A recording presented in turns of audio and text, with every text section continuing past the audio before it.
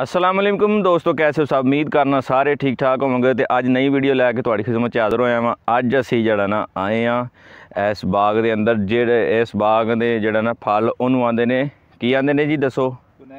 कुनैन ते great fruit ते कनैन आंदे ने। ते इहदे जिहड़ा ना तुहानूं पूरा विजिट कराने आ। ते इह जिहड़ा ना किस किस कम्म आंदा ग्रेट फ्रूट खाण वास्ते मरीज़ां दे, या आम बंदा भी खा सकदा। ते इह तुहानूं ना अपने भरा कोलों, इह मेरा कज़न है जिथे कल असीं गए सी ना गन्ने वाले, उहदा ही बाग है।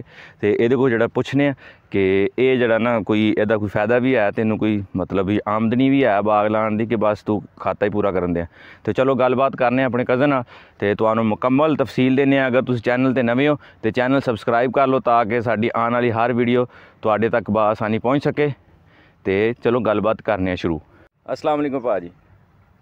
वालेकुम अस्सलाम जी। अशफाक भाई, पहला तो जड़ा ना तुसी इस इलाके का तारफ कराओ कि कित्थे तुसी बाग लाया ते केड़ा शहर है ते की इलाका है। ये ज़िला बहावलनगर है, तहसील चिश्तियाँ, चक नंबर 118 मराद है। उनदे नाल इजाफी बस्ती 6 वनार दी। उहदे विच असीं ये बाग लाया। ये इहदे ये हैगा ग्रेट फ्रूट भी इहनूं कहा जांदा, कनैन भी कहा जांदा। ये मरीज़ां दे भी काम आंदी है ते वैसे भी इहनूं शौकीया तौर भी लोग पसंद करते हैं। अच्छा, ते शहरी लोग ज़्यादा पसंद करते हैं। चलाया तुसीं? ये साडे कोल है जी 5 किल्लियां दे विच। 5 किल्लियां च माशाअल्लाह।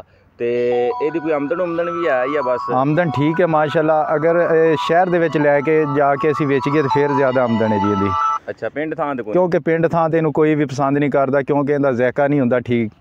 लेकिन ਜਿਹੜੇ लोग समझते हैं वो बड़े शौक नाल भी खाते हैं तो बड़ी चाहत नाल भी खाते हैं। ਇਹਦਾ ਕੀ ਕਿਲੋਆਂ ਦੇ ਹਿਸਾਬ ਨਾਲ ਵਿਕਦਾ ਜਾਂ नहीं, ਅਸੀਂ ਇਹ ਦਰਜਨ ਦੇ ਹਿਸਾਬ ਨਾਲ ਹੀ ਵੇਚਨੇ ਆ। ਅਸੀਂ ਇਹਨੂੰ ਥੈਲਿਆਂ ਦੇ ਹਿਸਾਬ ਨਾਲ ਹੀ ਵੇਚਨੇ ਆ ਜੀ। ਅੱਛਾ, ਦਰਜਨ ਦਾ ਹਿਸਾਬ ਕੀ ਹੁੰਦਾ? ਦਰਜਨ ਦਾ 100 ਰੁਪਏ ਦਰਜਨ ਹੋ ਗਈ, 150 ਰੁਪਏ ਦਰਜਨ ਹੋ ਗਈ। ਜਿਸ ਤਰ੍ਹਾਂ ਫਿਰ ਆਪਣਾ ਵਕਤ ਦੇ ਨਾਲ ਫਿਰ ਮੌਸਮ ਦੇ ਨਾਲ ਅੱਜ ਕੱਲ੍ਹ ਜਦੋਂ ਇਹ ਤਿਆਰ ਹੋ ਜਾਂਦੇ ਨੇ ਫਿਰ ਇਹਦਾ ਰੇਟ ਘੱਟ ਹੁੰਦਾ ਹੈ। ਜਦੋਂ ना मिलन फिर ज़्यादा रेट हो जाता है। सही, अजकल तो है ने वेखो लगे ने, अजकल लगे हुए हैं। 1 महीना 1.5 महीना ठहर के तैयार होंगे, फिर ये अपने विकणगे जी। सही, अजे नहीं विकते? हले नहीं, हले तैयार नहीं होंगे पे जी। ठीक हो गया। तो यह जिहड़ा ना तुहानूं विखाया कि भाई कोल तुसीं तफसील भी लई, तो तुहानूं इस पूरे बाग दा जिहड़ा ना विजिट भी कराने आ। ते इह जिहड़ा ना इन्हां ने 5 किल्लियां च लाया। तो 5 किल्लियां दे विच वेखो तुहानूं सारा विजिट नहीं करा सकते, क्योंकि बड़ी वड्डी वीडियो हो जाएगी।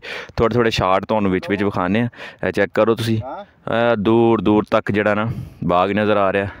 तो यह जिहड़ा दूसरा भाई नज़र आ रहा तुहानूं, यह जिहड़ा ना साडा मासी दा मुंडा, ते यह जिहड़ा मामू दा मुंडा। इन्हें ओह गन्ने लाए ने, ते इन्हें जिहड़ा ना यह लाया बाग। इहदे विच जिहड़ा पट्ठे शट्टे बीजे ने। तो इन्हां जिहड़ा ना पूरी तफसील तुहानूं वीडियो विखाई है तो बड़ी वड्डी हो जाएगी। इस वास्ते तुहानूं थोड़े थोड़े शार्ट विखाने इन्हां दे कि कित्थों तक बाग है, वेखो एंड तक। और चारों तरफ असीं जिहड़ा ना दरम्यान विच खड़े हैं, ताकि यारां बेलियां नूं पूरा व्यू विखा सकीए। वेखो, ਇਹ ਵੇਖੋ जी माशाअल्लाह लगे हुए हैं, पर है थोड़ा थोड़ा माल है। चेक करो, अजे पक रहा है। वेखो, है चेक करो, लगे हुए हैं, पर है थोड़ा माल, क्योंकि अजे तैयार होना है। क्यों इशफाक भाई, तैयार होना जी? 1.5 महीने बाद तैयार होना है जी। अच्छा जी, हुण ते लग रहा है। हाँ जी, बचेल बूटे है। तुहानूं थोड़ा थोड़ा नज़ारा करा दिए कि जिहड़ा ना है वेखो अजे लग रहा है, कोई खास नहीं लगा, क्योंकि भाई कह रहे 1.5 महीने तक तैयार होएगा। वेखो, है वेखो, इनू आंदे ने ग्रेट फ्रूट। हाँ जी, ग्रेट फ्रूट माशाअल्लाह। है वेखो, अच्छा जी, ये लाल भी विचों निकलदा, चिट्टा भी, जिवें अमरूद हुंदा ना। अमरूद भी तो लाल विचों निकलदे ने, कोई कोई अमरूद भी विच लाल निकलदे ने। चेक करो, आ क्यों लाल होया? पक्के पक गया की गल? इनू मक्खी नहीं टंगिया, है की है लाल होया पिया? फंगस पई है, बीमारी इनू। ए बीमारी? हाँ जी, मतलब ए हुण बीमार है। हाँ जी, जेड़ा ए लाल हो जाएगा वो बीमार हो जाएगा? वो बीमार हो जाएगा, क्योंकि फंगस इनू स्प्रे हुंदी। अच्छा, स्प्रे नहीं कीती गई, देर लेट कीती।